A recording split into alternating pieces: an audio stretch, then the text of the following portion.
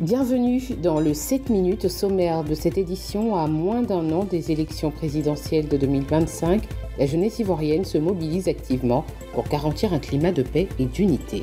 La société civile ivoirienne est secouée par la nouvelle ordonnance numéro 2024-368 relative à l'organisation de la société civile qui soulève des préoccupations parmi les religieux du pays. Et l'association Africa Art Up a officiellement changé de statut pour devenir une fondation, marquant ainsi un tournant majeur dans sa mission de promotion de l'art en Afrique.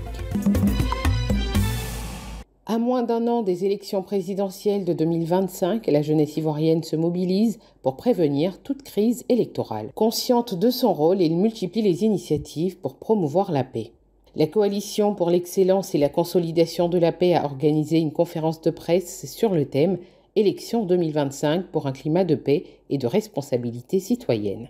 Dans la salle du Conseil national de la jeunesse de Côte d'Ivoire, un mot prédomine. Paix. L'union fait la force. C'est cette union-là qui a permis à la Côte d'Ivoire de remporter la CAN passée. Et à travers cette union-là, nous devons permettre aux acteurs politiques de faire ce que nous voulons et non de faire ce qu'ils veulent. Et de faire en sorte que la jeunesse soit au cœur de leurs actions et la jeunesse demeure dans la paix. Et nous voulons la paix pour que cette jeunesse de Côte d'Ivoire soit à 90% une jeunesse entreprenante, une jeunesse qui a de quoi faire, une jeunesse qui travaille. Il faut dire que nous, la jeunesse de Côte d'Ivoire, nous sommes en train à être exposés à certains leaders politiques, surtout à la veille des élections présidentielles. 2025 est une année vraiment cruciale pour la jeunesse de Côte d'Ivoire et pour notre pays. Nous avons décidé de sensibiliser nos jeunes à ces veilles des élections 2025. La jeunesse ivoirienne a ainsi lancé un message fort, déterminé à faire de 2025 une année électorale placée sous le signe de la paix et de la responsabilité. Le comité consultatif multisectoriel de l'Observatoire du service public a tenu sa première réunion de l'année le jeudi 20 février 2025 au Cinotel d'Abidjan au Plateau. Les membres du comité représentant les ministères techniques, les organisations patronales et les chambres consulaires ont examiné les rapports sur la satisfaction des usagers du service public pour le deuxième semestre 2024. Ils ont ensuite formulé des recommandations pour améliorer la qualité des prestations administratives.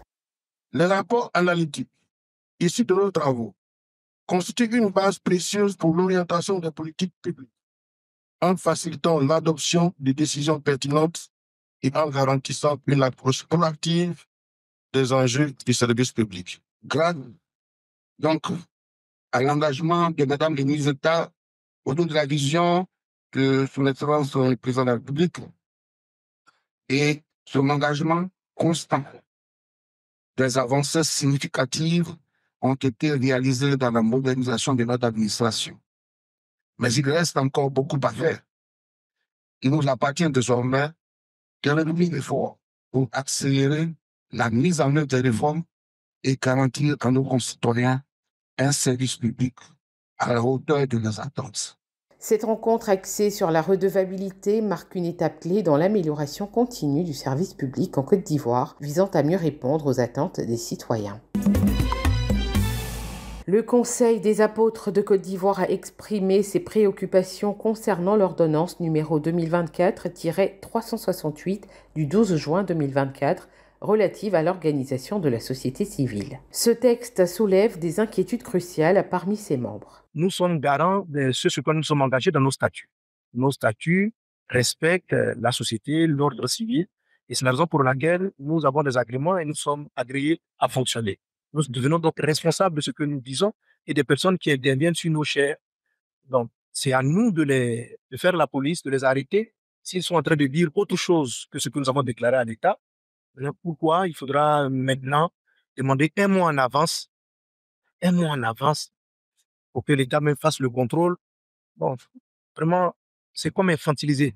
Lors d'une conférence de presse, les participants ont partagé leurs réflexions sur cette ordonnance, notamment sur la promotion du genre de l'article 30 qui impose la parité dans les organes de décision. Nous sommes des organisations religieuses.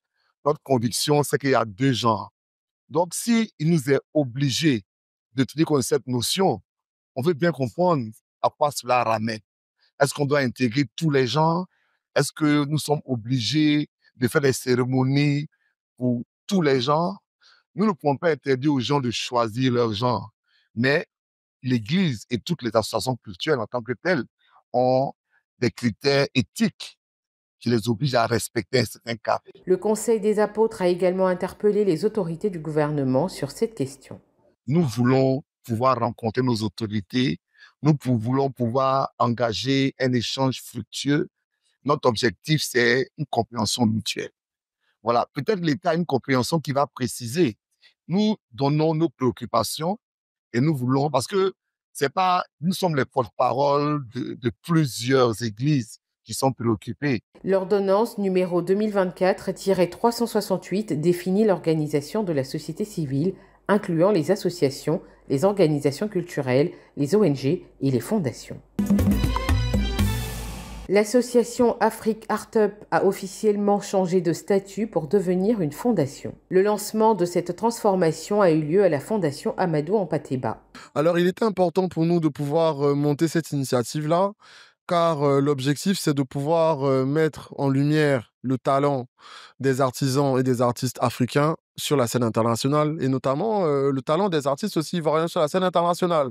Selon Maître Kaloa Zobo, ce changement vise à renforcer l'impact de la Fondation et à mieux structurer ses actions pour la promotion artistique en Afrique. Que les jeunes aient choisi la Fondation dédiée à sa mémoire pour accueillir la naissance d'une autre fondation est un geste symbolique très fort, parce que la volonté derrière ça, c'est de revivifier sa mémoire et son œuvre, de la convoquer pour éclairer les chemins d'aujourd'hui et de demain. Avec ce nouveau statut, la Fondation Afrique Art Up aspire à devenir un acteur majeur du rayonnement artistique en Afrique. Voilà qui met fin à cette édition. Merci de nous avoir suivis. L'information se poursuit sur cette info et sur www.cetinfo.ci.